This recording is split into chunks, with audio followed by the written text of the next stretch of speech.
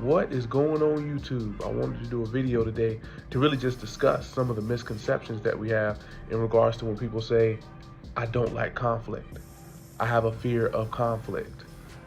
And even it'll tailor into people saying that they have social anxiety because they don't know how to define it, or they'll just say, I don't like conflict and different things like that. However, I challenge everyone to really think about anyone. I mean, this is absolutely anyone who feels that they may have an issue with conflict, and think about if this may be more so of you having a fear of the unknown.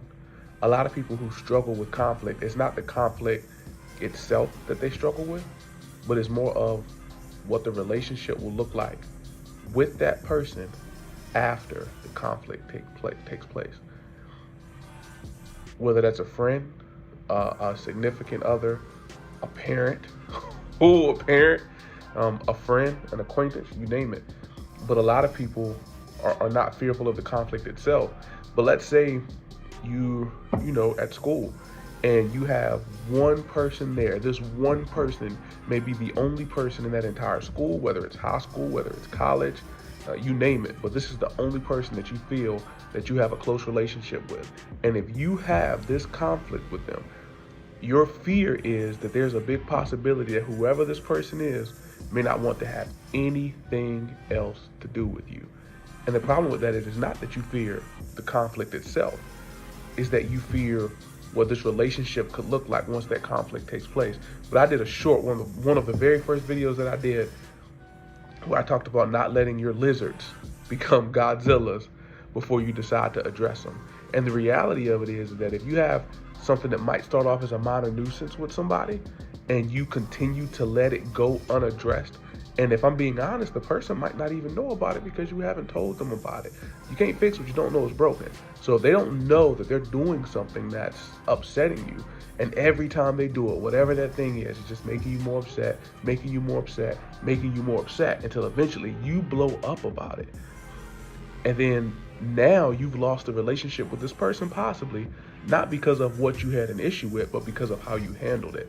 And one of my things that I say with a lot of the families that I work with, a lot of the clients that I have, conflict within itself is not bad, but poorly managed conflict is very bad.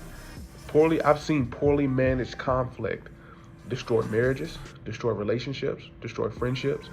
And it wasn't what the issue was within itself. It was how both parties, honestly, or all parties involved in that conflict reacted to it being addressed, and not the conflict within itself. So I challenge everyone, anybody watching this video, if you have someone in your life that you feel that they have something going on that you need to address with them, but you're afraid to address it because you're trying to label it, and labels is another thing, and I'll do another video talking about labels.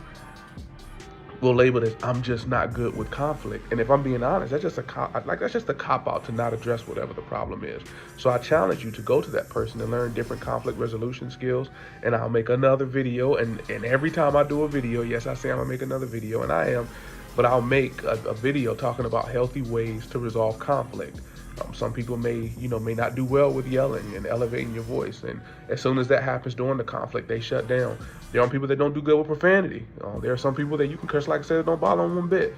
But knowing the triggers of the person that you're having this conflict with plays a big part in how well or how manageable the conflict will be. I was trying to gather my words together there. I didn't want to say the wrong thing. So I encourage everyone that if you have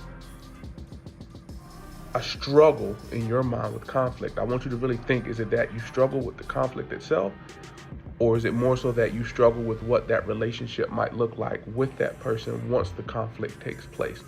And if that is the case, I actually would challenge you to say that not addressing the conflict will lead to worse consequences than if you just address the conflict now. Remember, don't let those lizards turn to Godzillas before you decide to address them. That's my message for today. Thank you all so much, and I'll see you later. Y'all have a good evening.